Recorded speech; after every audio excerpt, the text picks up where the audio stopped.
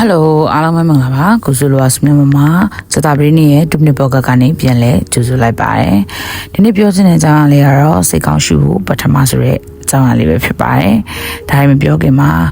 ဒီ social media platform လေးတွေကို like share follow subscribe လေးလုပ်ပေးတာပါကဲဒါဆိုရင်စလိုက်အောင်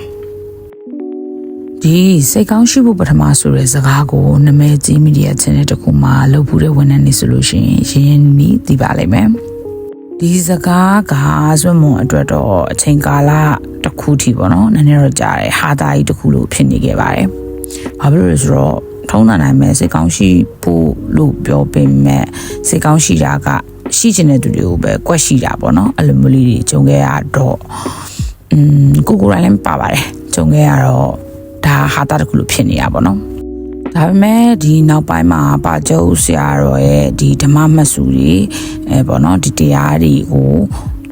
ကြားနာရတဲ့အချိန်တစ်ခုရှိခဲ့တယ်ပေါ့နော်အဲ့ဒီအချိန်မှာစပြီးတော့အတီတရားစဝင်လာတယ်ပြောရမယ်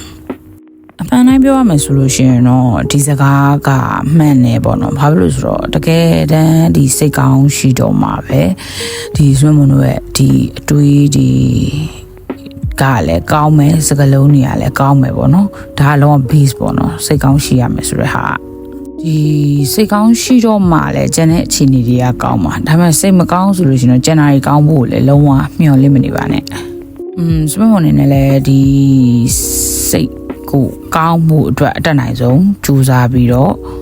နေရပေါ့နော်ဒါပေမဲ့ဆရာတော်ကြီးပြောသလိုမျိုးကိလေသာတွေကုန်ခန်းပြီးတော့မှစိတ်ကောင်းခြင်းရဲ့အစစ်မှန်ရဖို့ကတော့အများကြီးကြိုးစားရပါဦးမယ်